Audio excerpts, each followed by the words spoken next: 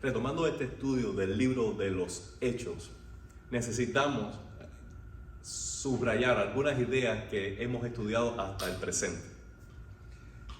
En el capítulo 1, nosotros vemos que Cristo está vivo y resucitado y tiene un proyecto de salvación para todas las naciones. Él se está presentando durante 40 días con sus discípulos, hablándoles acerca del reino de Dios. Pero les da un mandamiento, y es un mandamiento a no hacer nada. Es un mandamiento a esperar. Es un mandamiento a pausar cualquier acción, cualquier iniciativa, hasta que reciban el Espíritu Santo. Él dijo: yo les prometí el Espíritu Santo que vendrá del Padre. Cuando ustedes reciban el Espíritu Santo, tendrán poder y serán testigos de mí en todas las naciones. Este es el versículo clave, Hechos 1:8. ¿Por qué? Cada persona que quiere participar en la misión de Dios en las naciones debe tener una experiencia de salvación con el Cristo vivo y resucitado. Pero además de eso, debe ser lleno del Espíritu Santo. Recuerde esto: no hay esperanza en nuestras mejores intenciones, en nuestras mejores ideas, en nuestro más grande sacrificio. No hay esperanza. La misión de Dios es una misión espiritual y debe llevarse a cabo con el poder espiritual que solo da el Espíritu Santo. El colaborar con Dios en la salvación de las naciones es algo sobrenatural, porque ninguno de nosotros tiene la facultad de poder explicar el Evangelio de una manera tan clara, sencilla, pero eficaz para que el pecador lo comprenda. Porque la incapacidad del pecador para comprender el Evangelio y tener fe no es una incapacidad intelectual, sino una incapacidad espiritual. El pecado es el que embrutece el alma, y el Evangelio ha de apreciarse con el alma, no con la mente. Entonces, el alma que está cautiva del pecado, el alma que está bajo la potestad de Satanás y está en las tinieblas, no puede comprender el Evangelio por sí solo. Necesita la acción del Espíritu Santo fuera, que traiga el testigo, que dé poder a ese Evangelio explicado, expuesto, para que entonces la luz de la palabra predicada abra los ojos del alma y el hombre pueda creer. Recuerden esto: la responsabilidad de creer y de arrepentirse siempre es del hombre. Por eso la incredulidad es un pecado, porque teniendo él la responsabilidad de responder a la palabra con fe, decide no hacerlo. Por eso es culpable de incredulidad.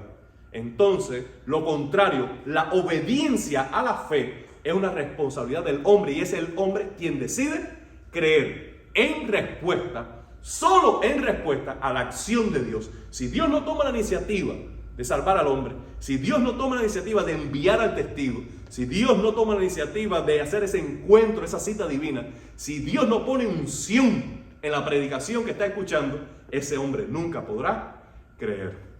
Entonces, en esto hay un misterio tremendo, y de paso se los digo: está Dios obrando, y solo Dios salva, y la salvación solo viene de Dios, y al mismo tiempo el hombre es totalmente responsable. Primero, el testigo de ir y predicar, y el perdido de escuchar, creer y arrepentirse.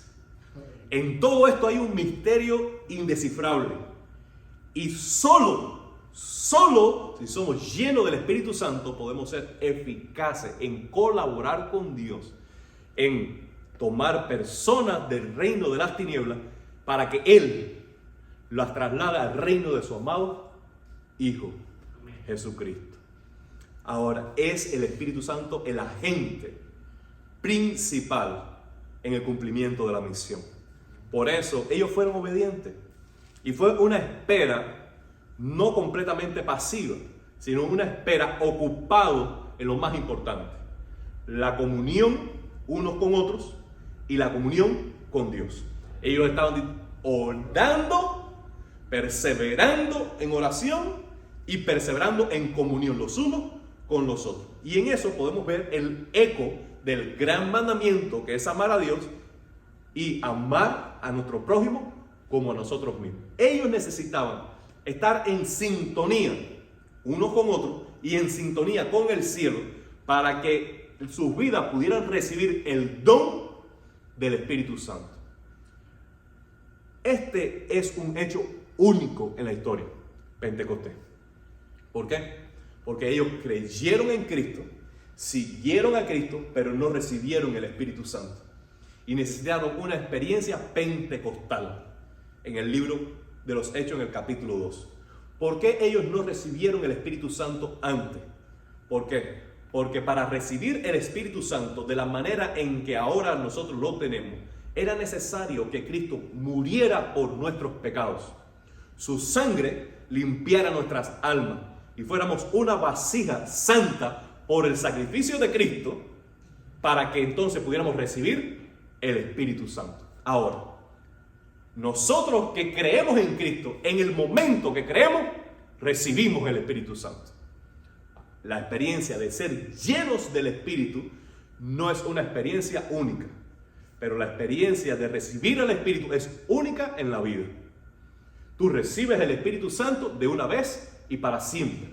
Hace una morada permanente en ti. Ahora, la llenura del Espíritu Santo no es otra cosa que ceder el control al Espíritu de todas nuestras facultades, para que por medio de nuestras facultades mentales, intelectuales, nuestras facultades motoras, nuestras palabras, todas nuestras emociones, actitudes, todo nuestro ser se exprese no mi voluntad, sino la voluntad de Dios por medio de la acción del Espíritu que ahora opera en mí. Eso es ser lleno del Espíritu Santo. No es que tengamos más del Espíritu, porque el Espíritu es una persona, no es un aceite, no es un agua, no es un contenido, es una persona. Y una persona está o no está. Ahora, la persona tiene voluntad y tiene poder de acción. Por tanto, el Espíritu Santo puede estar en nosotros, pero no tener todo el control. Y ese control, aunque el Espíritu es soberano, de una manera caballerosa, Él ha decidido actuar en respuesta a la rendición. Y esto deberíamos nosotros subrayar. Rendición. Según tú rindes tu vida, tú rindes tu voluntad, el Espíritu Santo gana terreno. Él responde a la rendición. Es como cuando dos tierras están en batalla.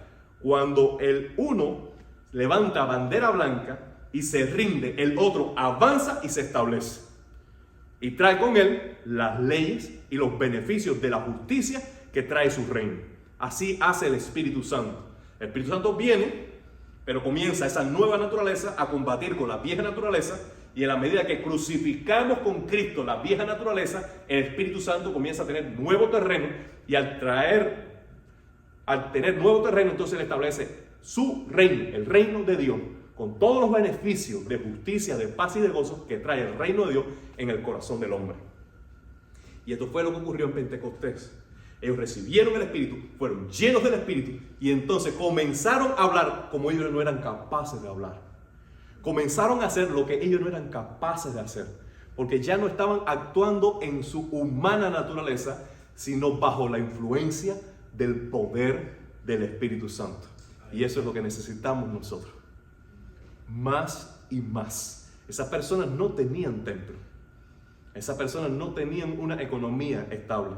Ninguno de ellos tenía salario. Ninguno de ellos tenían título y posición institucionalizados.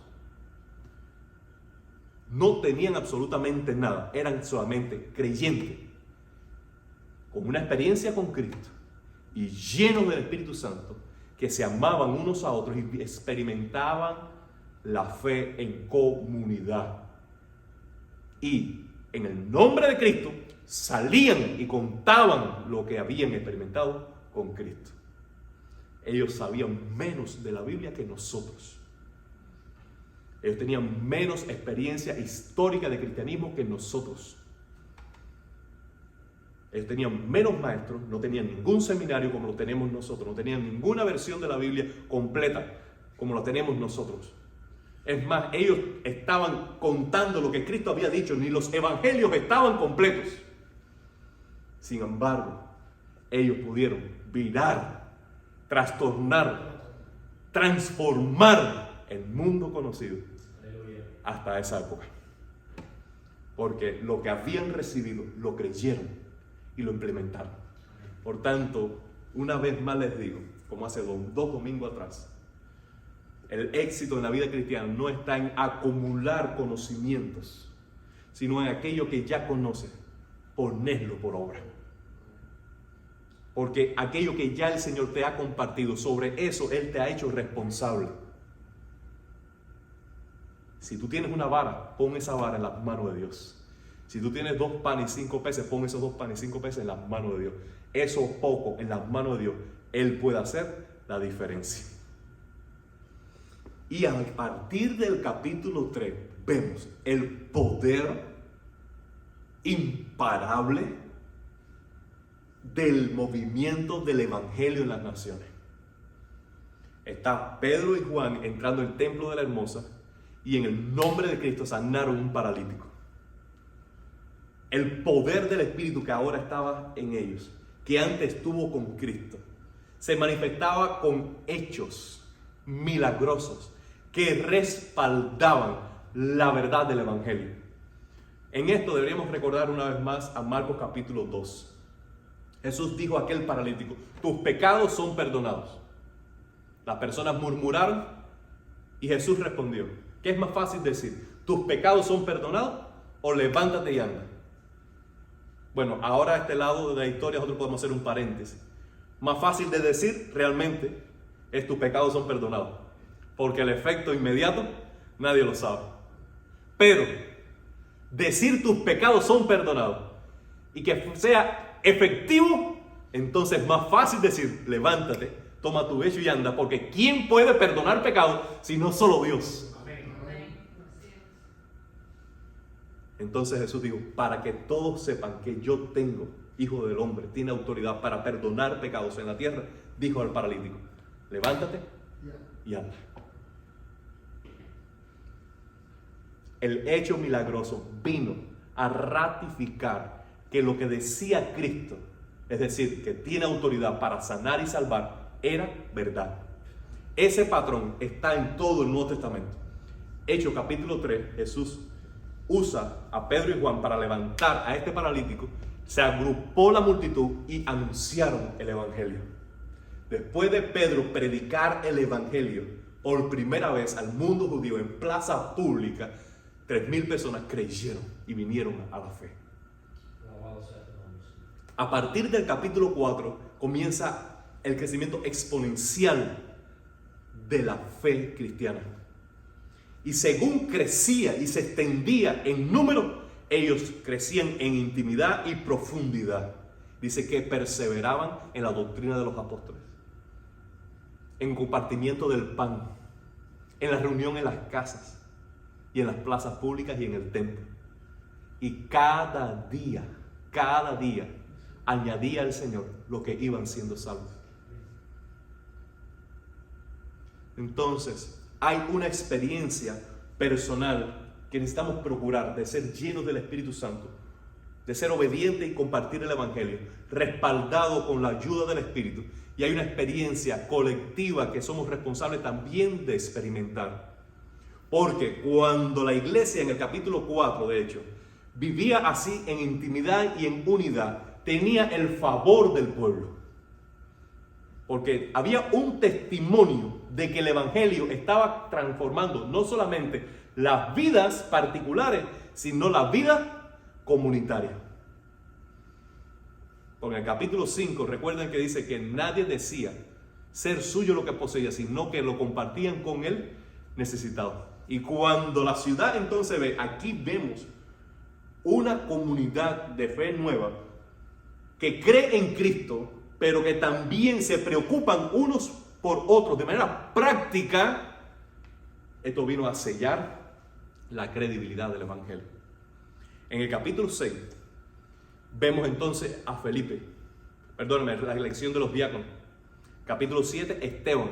Esteban es el primer diácono que tiene entonces las mismas experiencias que hasta el momento habían tenido los apóstoles. Él fue lleno del Espíritu Santo, él estaba enseñando de una manera que las personas no podían rebatir y él estaba siendo usado por el Espíritu para hacer señales y prodigios. Capítulo 8 se suma a él Felipe.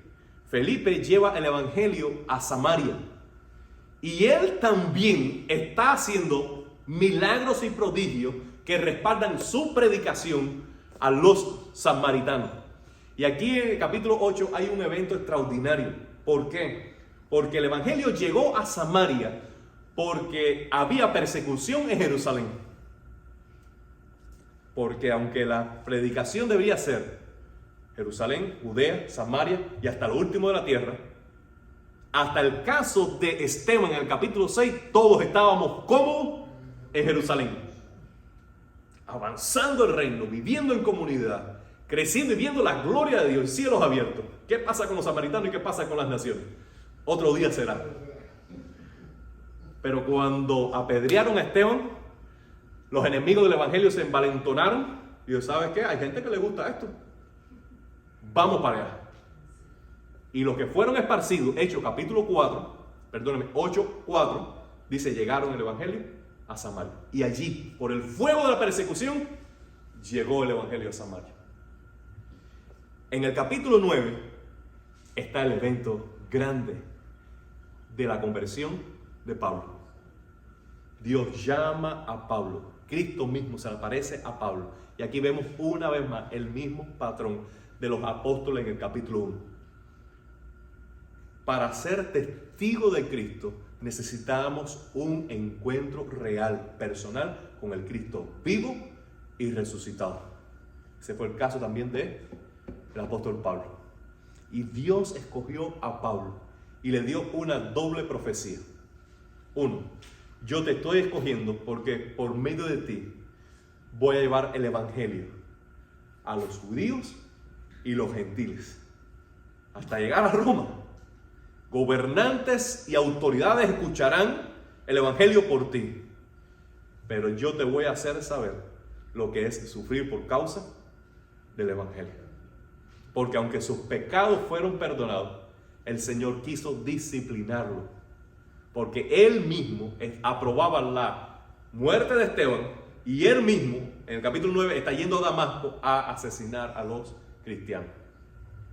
Pero en el capítulo 9, cuando Cristo se le aparece, estando en Damasco aún, ya predicaba a Cristo en la sinagoga. Y usted se imagina la confusión que ellos estaban esperando. Dice, aquí estamos esperando un erudito que nos va a librar de esta plaga que es el cristianismo. Y cuando llega, se le da la oportunidad y cuando abre las profecías del Antiguo Testamento, dice, Cristo es de quien hablan los profetas. No puede ser. No puede ser. Y dice que mientras más insistía, las personas más se confundían. Y esa confusión está en la contradicción de sus expectativas. Yo esperaba que este hombre me iba a ser un aliado en contra del cristianismo y ahora viene a predicar al Cristo que antes perseguía. Ellos entonces concertaron una trampa para matar a Pablo, pero él escapó y regresó a Jerusalén. Pero cuando llegó a Jerusalén, se encuentra él con la sorpresa de que los cristianos no les van a recibir, porque este es del G2, o este es un infiltrado, o este es de la CIA, este quiere colarse aquí para saber nuestro secreto, para luego arrasar con todo. Hasta que llegó Bernabé y se le puso al lado y dijo, yo respondo por él. Se lo presentó a los apóstoles, escucharon su testimonio y dice, y predicaba a Cristo. Y predicaba a Cristo. Hasta que se encontró con los mismos que discutió Esteban, los judíos de Alejandría. Y ellos dijeron, como salimos de Esteban, vamos a salir de Pablo. Y una vez más los cristianos, los discípulos, sabiendo esto, lo ayudaron a escapar. Y así fue cuando llegó, no lo relata el libro de los Hechos, pero sabemos por la historia del cristianismo, que Pablo llegó al desierto de Arabia y allí tuvo un periodo largo donde recibió por revelación de Jesucristo el mayor misterio del Evangelio, que luego explica en las cartas. En el capítulo 10 hay como un paso hacia atrás, porque el Evangelio fue avanzando hasta encontrar a Pablo, Damasco, Jerusalén, y se despide a Pablo. Y se retoma entonces a Pedro, que la última vez que escuchamos de Pedro fue en el capítulo 5, donde por medio de su boca murió Ananías y Zafira. Ni en el 6, ni en el 7, ni en el 8, ni en el 9 habíamos hablado más de Pedro. Recuerden que hasta ese momento Pedro es la cabeza de la iglesia, en el sentido de como un esposo es la cabeza del hogar. Él era el líder del cristianismo hasta ese momento.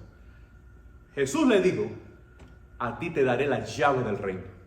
¿Qué significa eso?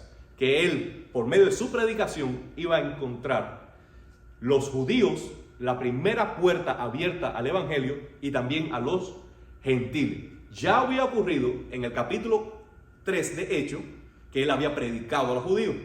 Quedaba todavía inconclusa la puerta a abrirse a los gentiles. Y en el capítulo 10 él visita a Cornelio.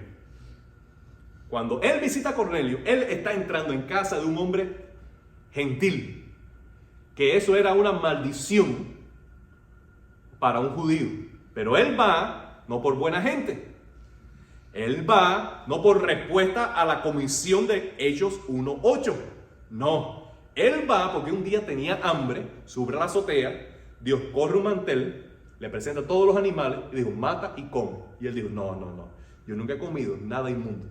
Y Dios le dice: lo que yo limpié, no lo llames tú inmundo. Y el Espíritu le dijo: ahí hay hombres que vienen a buscarte, yo los traje, desciende y ve con ellos.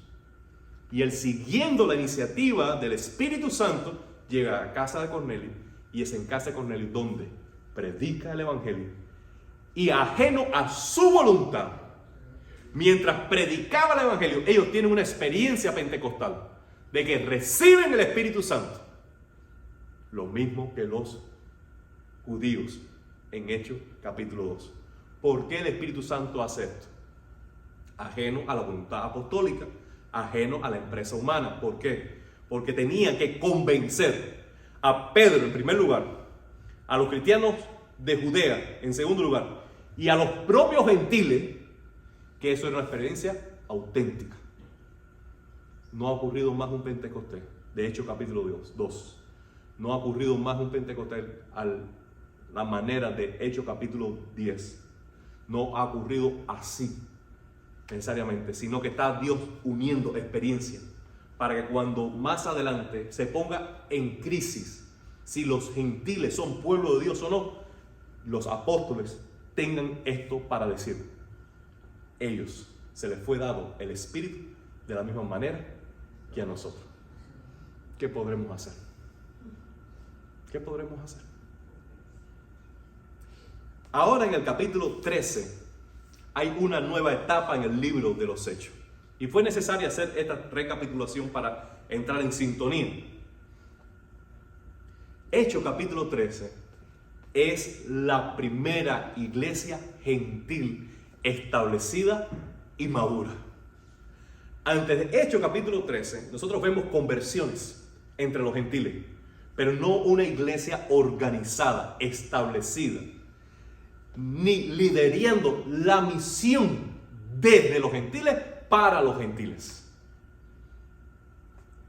Dice: había entonces en la iglesia de Antioquía profetas y maestros: Bernabé, Simón, el que llamaban Níger, Lucio, Sirene, Manaén, el que se había criado junto con Herodes, el tetrarca, y Saulo. Ministrando esto al Señor y ayunando, dijo el Espíritu Santo: apartadme a Bernabé y a Saulo para la obra que yo los he llamado. Entonces, habiendo ayunado y orado, le impusieron las manos y los despidieron.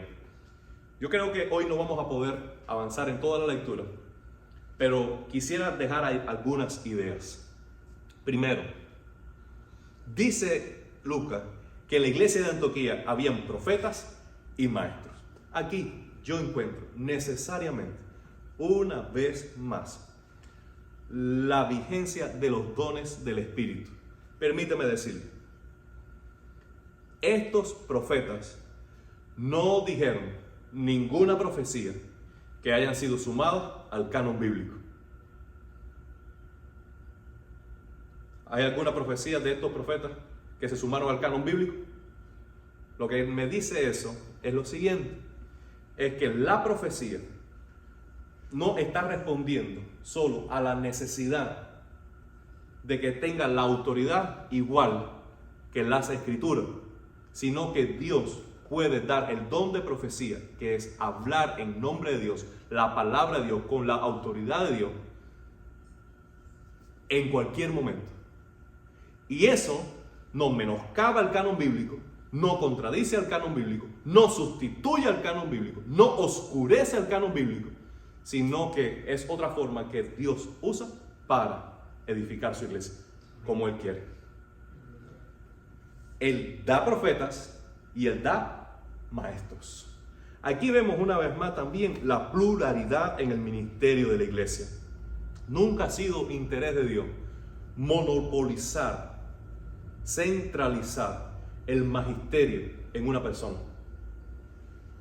En cada iglesia, por muy pequeña que sea, Dios da dones a maestros para que enseñen su palabra. Claro, bajo la supervisión de los también pastores. Si ustedes ven en todo el Nuevo Testamento, tampoco se habla de un pastor por iglesias, sino que cuando hablamos, por ejemplo, en Timoteo, Pablo le dice a Timoteo, para esta razón te dejé en Creta para que estableciera obispos y pastores. Por ejemplo, en el caso de Pedro, capítulo 5, se le dice a los jóvenes de la iglesia que se sujetan a los ancianos. Se sobreentiende que en cada congregación debe haber más de un pastor que esté al cuidado de ella. Por eso oramos para que el Señor nos ayude a tener este modelo de no centralizar la autoridad, el magisterio, el liderazgo en un solo pastor, sino que podamos tener un ministerio pluripastoral. En este caso, por la misericordia de Dios y la bondad de Dios con nosotros, tenemos a Justin también.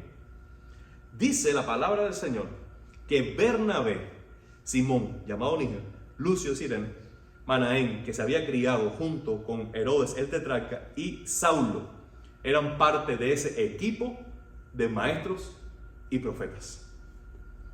Amados hermanos, qué curioso es este collage de liderazgo.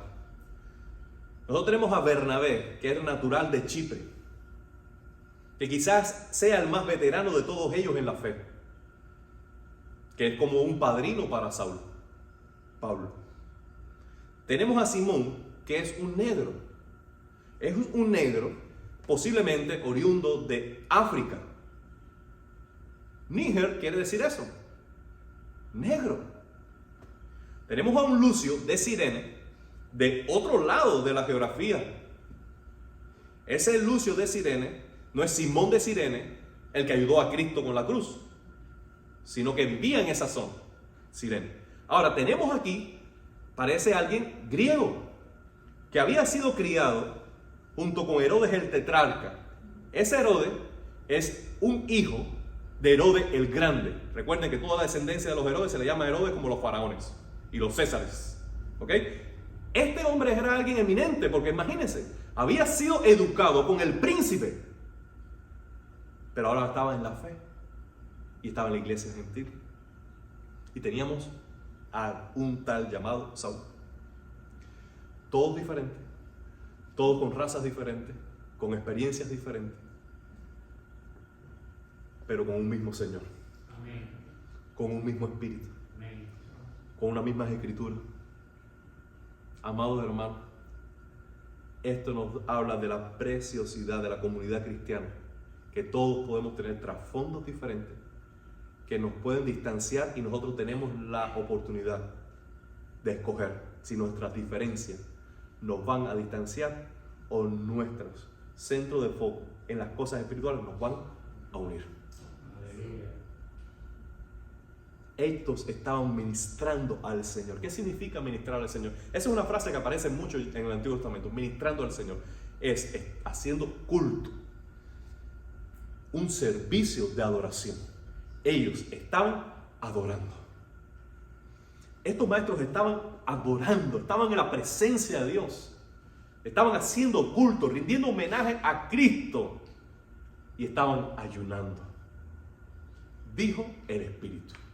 Amado hermano, nosotros necesitamos acallar las voces del mundo para poder escuchar la voz del Espíritu. Mientras nosotros estemos escuchando nuestro estómago, no escucharemos claro el Espíritu. Mientras estemos escuchando a nuestros amigos, no estaremos escuchando bien al Espíritu. Mientras estemos escuchando las redes sociales, no estaremos escuchando bien al Espíritu. Necesitamos hacer ayuno de trabajo, de agenda, de relaciones sociales, de actividades personales. Necesitamos hacer ayuno, apartarnos, meternos en la adoración, buscar al Señor, abstenernos de cualquier actividad para enfocarnos en el Señor. Y cuando lo hacemos, cuando priorizamos la presencia de Dios, cuando priorizamos la adoración, cuando priorizamos estar delante de Él, el Espíritu habla. Y el Espíritu siempre hablará. Siempre hablará al corazón del creyente. Y esta fue la palabra: apártame a Bernabé y a Saulo para la obra a que los he llamado. Cuando nosotros leemos los capítulos anteriores, nos damos cuenta que ya Dios había llamado a Pablo. Por tanto, esta experiencia no es un llamamiento inicial para Pablo. ¿No es cierto? Pablo y Bernabé habían llegado a Antioquía para apoyar allí los cristianos, enviados por la iglesia en Jerusalén. Por tanto, ni Bernabé ni Pablo eran principiantes, no eran creyentes que ahora estaban recibiendo un llamamiento para las misiones. Pero ellos se habían instalado aquí para fortalecer la iglesia gentil, colaborar con ellos durante una temporada. Llegó el momento en que el Espíritu dijo: ¿saben qué? Pablo y Bernabé son muy útiles. Ellos son una bendición. Ellos le han fortalecido en la fe.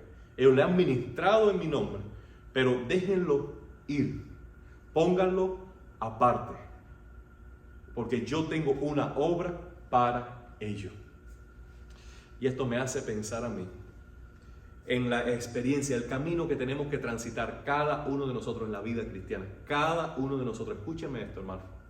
La razón de ser cristiano no es estar centrado en uno,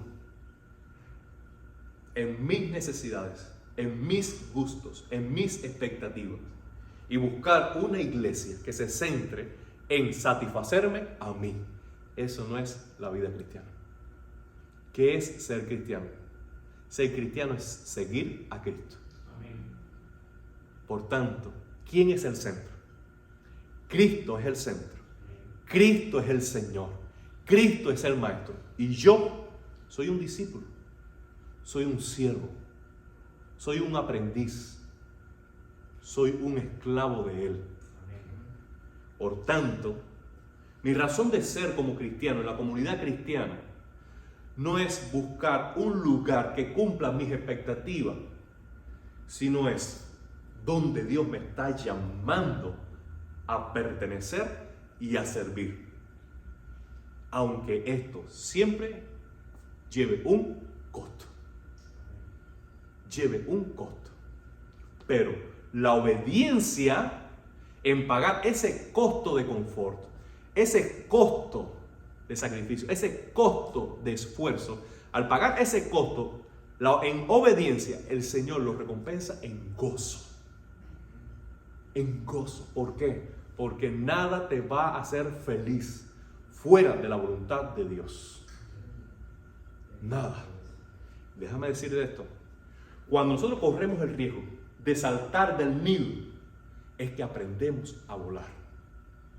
Mientras estemos en el calor del nido, mientras estemos abriendo el pico para que nos den el alimento, mientras estemos amparándonos bajo las alas de mamá águila, nunca aprenderemos a volar, aunque estemos diseñados y facultados para hacerlo. Necesitamos saltar al vacío. Y cuando tú saltas al vacío en fe, tus alas se abren y tú recibes debajo de tus alas el aire que te eleva a lo alto. Por tanto, amado hermano, nosotros necesitamos hacer esto. Necesitamos saltar del nido. Necesitamos lanzarnos a la misión de Dios. Y necesitamos creer en el proyecto de Dios de hacer discípulos en todo lugar, desde Miami hasta las naciones, fuera del confort personal. El Señor nos sorprenderá. Amén. Amén. Pablo y Bernabé tuvieron que dejar atrás Jerusalén. Después tuvieron que dejar atrás Antioquía. Y habiendo recibido el apoyo de la iglesia local, se lanzaron a la aventura. Por eso dice, entonces ayunando y orando le impusieron las manos y los despidieron. Los despidieron. Esto es lo natural, lo normal de la vida cristiana. Que una iglesia local envíe hermanos maduros a hacer la obra, poniendo las manos, dando su aprobación y dejándolos ir. Una y otra vez. Hoy somos nosotros los que estamos saliendo con el favor de Dios y la bendición de la iglesia. Otro día seremos nosotros que en el nombre de Cristo estaremos enviando a otros. Y tendremos que hacer lo mismo que un día deseamos que hicieran por nosotros, si somos fieles al Evangelio. ¿Puede decir amén? Bueno, vamos a hacer una oración. Póngase de pie, familia, y vamos a orar. Gracias por venir esta noche. Gracias por orar, adorar juntos y abrir tu corazón a su palabra.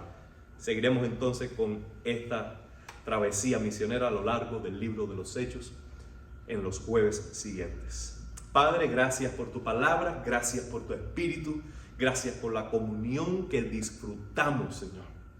Nos gusta estar unidos, nos gusta abrir tu palabra. Tenemos deleite al escuchar tus enseñanzas. Gracias, Señor. Pedimos tu bendición para nuestras familias y que al regresar a casa podamos hacerlo en paz. En paz, Señor. Padre, por favor, oramos una vez más por nuestros hermanos que necesitan tu intervención, tu ayuda, tu provisión, tu sanidad, tu victoria, tu liberación. Padre, glorifícate en ellos. En el nombre de Jesús. Amén.